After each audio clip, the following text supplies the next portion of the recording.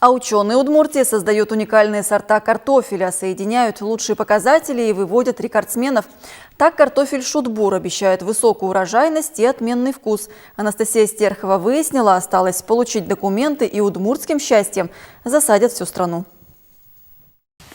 Удмуртское счастье скоро накормит всю страну. Еще пару лет, и документы будут на руках сотрудников лаборатории Удмуртского исследовательского центра. А сам картофель будет кормить жителей сначала региона, а потом и всей страны. Показатели сорта Шудбур восхищают его создателей. Урожайность 38 тонн с гектара, что на 8 тонн выше стандартного сорта. Еще высокая устойчивость к болезням и по вкусовым качествам 4,8 баллов из 5 возможных. В этом году мы отправили в госсорткомиссию наш сорт Шудбур с переводе с удмуртского как «счастье».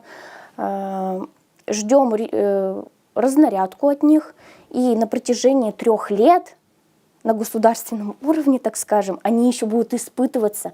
И после 3 лет мы только получим документы, то есть патент и допуск селекционного достижения к использованию.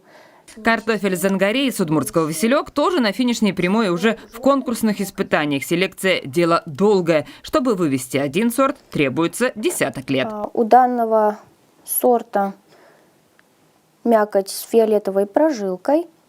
На этапе скрещивания один из родителей имел тоже фиолетовую кожуру. Он не разваривается, поэтому очень хорошо в приготовлении салатов. Помимо того, что он вкусный, он еще и придает такой красивый цвет. Гибридные сорта, всего их в работе десяток, адаптированы под климатические условия среднего предуралья. Работу наши ученые ведут с ведущими центрами России. Создают теперь не только картошку и озимую пшеницу, а еще и пшеницу яровую, рапс и овес. Мы очень мечтаем, что в этом году мы заложим основу по формированию биотехнологической лаборатории по селекции.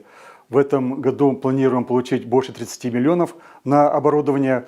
И я думаю, что именно с появлением этого оборудования будет прорыв. Новая лаборатория, считают в центре, резко ускорит работу по селекции новых сортов и повысит их качество. Анастасия Стерхова, Татьяна Степанова, Артем Пушин. Вести, Удмуртия.